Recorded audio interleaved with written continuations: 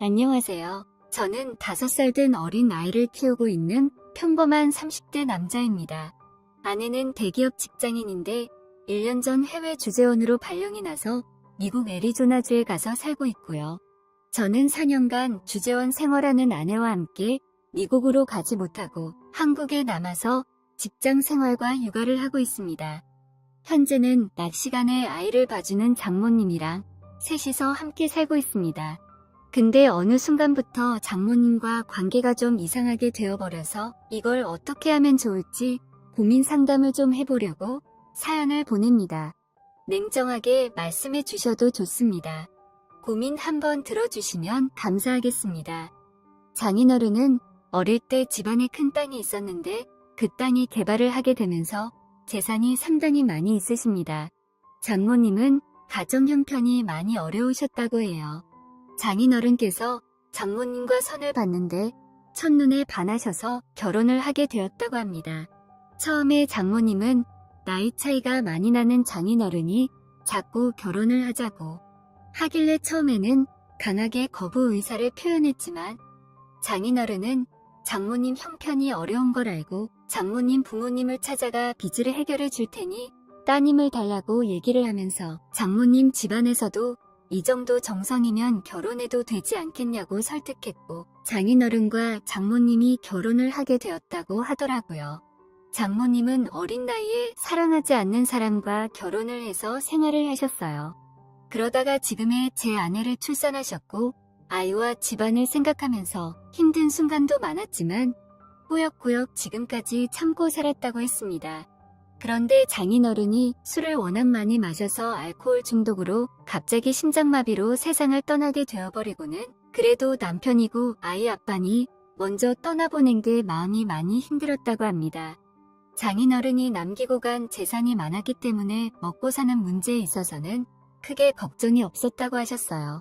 그래도 장인어른 그늘에서 해보지 못했던 것들, 특히나 부유한 경제적 활동을 해보고 싶었던 장모님은 작은 가게를 하나 운영하면서 아내를 키웠다고 하셨습니다. 없이 살아서 원치 않는 혼인을 한 장모님은 어려운 아이들을 위해 기부도 하고 봉사도 하고 사셨어요. 마음씨가 따뜻하고 바른 생각을 가지고 계시는 그런 장모님 밑에서 자란 아내여서 그런지 제 아내도 참 밝고 사랑스러운 사람이었습니다. 결혼을 해서도 아내는 장모님 혼자 계시니 저랑 같이 장모님을 자주 찾아뵙고 식사도 같이 하고 가끔씩 여행도 다니고 그랬어요. 저도 멀리 계시는 부모님을 자주 찾아 뵙지 못하는데 장모님이 엄마처럼 잘 챙겨주셔서 너무 감사했고 정말 가족같이 지냈습니다. 한참 행복하게 결혼 생활하면서 아이 돌잔치도 끝내고 그랬는데 정말 한순간에 아내가 해외 주재원으로 발령나고 나니 평소에 연락을 많이 하는 편인데도 막상 아이를 키우거나 옆 빈자리가 너무 크다는 것을 느껴서 힘든 나날들을 보내고 있었습니다. 그런 과정 속에서 어린아이 때문에 장모님이랑 함께 지내기로 해서 같이 이사를 했습니다. 아내에게도 모두 이 일을 얘기했고요. 낮 시간에 제가 출근하고 나면 항상 장모님 혼자서 아이를 봐줬어요.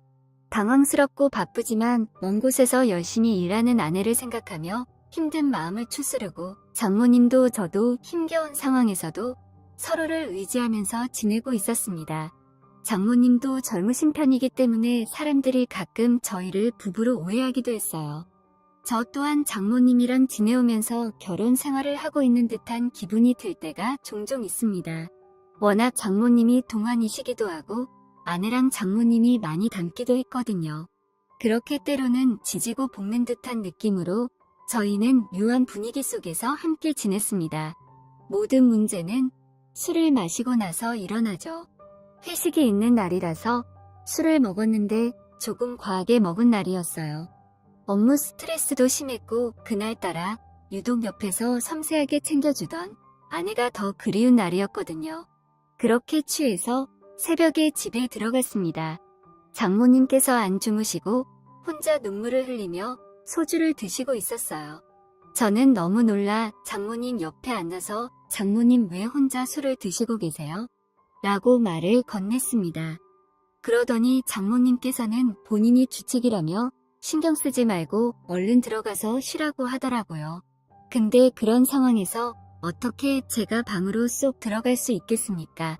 아내가 갑자기 그렇게 해외로 가서 몇 년 동안 못 돌아오는 힘든 상황이 되고 나서 장모님이랑 처음으로 같이 술을 마셨습니다. 장모님, 은영이 갑작스럽게 그렇게 미국으로 가고 나서부터 저 진짜 장모님 덕분에 살고 있습니다.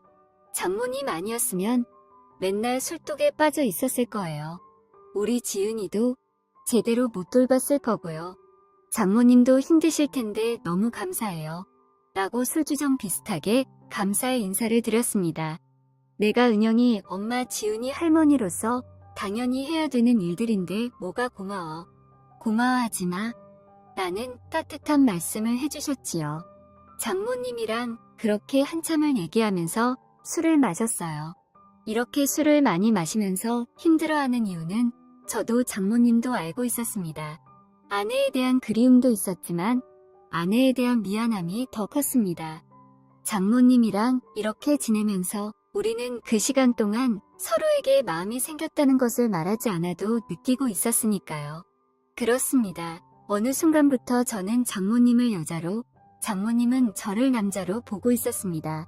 한 집에서 계속 같이 지내고 아이도 있고 결혼한 부부처럼 생활을 하고 있는데, 그리고 젊고 아내 닮은 장모님이니 모든 게 제 마음이 마음대로 되지 않더군요. 애써 서로 부정하고 외면하고 있었지만 사람 마음이라는 게 어디 마음대로 되던가요. 서로에 대한 마음이 점점 더 커져가니 힘들 수밖에요. 장모님, 저 더 이상 제 마음을 숨길 수가 없어요.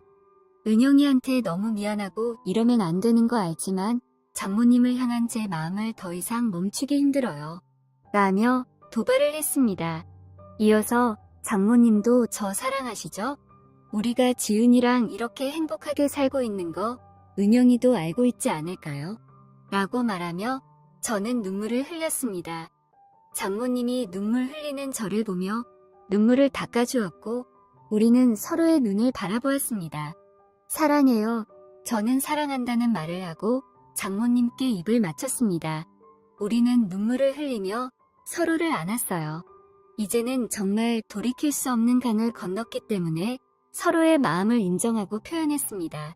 아내는 다시 한국으로 돌아오려면 4년이라는 시간을 더 보내야 했고 그냥 지금 이 순간이 장모님에 대한 소중함과 아내에 대한 미안함 여러 가지 감정이 겹쳤던 것 같아요. 하지만 이 시간 이후로는 지금 이곳에 있는 우리의 행복만을 생각하려고 합니다. 다음날 아침 우리는 함께 눈을 떴고 다시 한번 서로의 마음을 확인했습니다. 우리는 서로 부르는 호칭도 바꿨어요. 더 이상 장모님이 아닌 자기라고 부르고 있습니다. 장모님도 저도 그동안 힘들었던 삶 속에서 조금씩 다시 행복을 찾아가고 있었습니다. 특히 장모님은 그동안 눌러왔던 걸 풀어내듯 밤이 되면 돌변했어요. 사랑하지 않았던 장인 어른과의 결혼 생활이 행복할 리 없었겠죠. 그리고 일찍 과부가 된 탓에 얼마나 욕구가 쌓였겠어요. 그리고 이제 서로 사랑하는 사이가 됐으니 그 욕구가 표출되는 건 당연하다고 생각합니다. 저 또한 너무 좋았습니다. 밤마다 돌변하는 장모님을 보며 저도 밤마다 뜨거워질 수 있어서 기분이 너무 좋더라고요. 아내와는 완전히 다른 면이 있습니다. 퇴근하고 오면 항상 그랬듯이 맛있는 저녁을 준비하고 뽀뽀를 하며 저를 반겨주는 사람이 있으니 집에 들어오는 것도 행복입니다. 저녁을 먹고 아이와 시간을 보낸 후에 일찍 잠을 재우고 있어요. 온전히 우리 둘만의 시간을 보내기 위해서 빠른 육아 퇴근을 하고 있습니다. 문화센터만 다니다가 아이를 어린이집에 보내기 시작했고 아이가 어린이집에 가 있는 시간이면 제가 평일 연차를 내고 둘이서 영화도 보고 맛있는 것도 먹으러 가고 남들처럼 평범한 데이트를 하며 지냈습니다. 이렇게 행복한 날들을 보내는 와중에도 한 가지 걱정이 되는 건 아이가 충분히 크고 아내가 돌아왔을 때 저와 장모님 사이가 일반적이지 않다는 걸 알았을 때 많은 상처를 받을까봐 걱정이 되네요. 평생 장모님과 이런 식으로 살 수는 없을 테니까요. 이렇게 행복하다가도 그런 부분을 생각하면 또 한없이 생각이 많아지는 밤을 보내고 있어요. 우리는 가족으로 행복하게 살아가고 싶은데 커가면서 모든 걸 알게 되는 딸의 마음을 생각했을 때는 정말 이러면 안 되는 건가 싶기도 합니다. 그리고 은영이가 다시 한국으로 돌아왔을 때 저는 어떻게 해야 할까요? 앞으로 우리들의 관계는 어떤 방향으로 흘러가야 하는 거죠? 모든 게 순리대로 되는 것은 어렵다는 것을 알고 있습니다.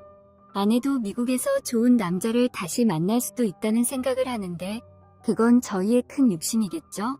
어떻게 하는 게 현명한 방법일까요?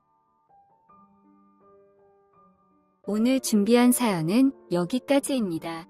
이야기 재밌게 들으셨다면 좋아요 한 번씩 부탁드리고요. 오늘도 좋은 하루 되세요.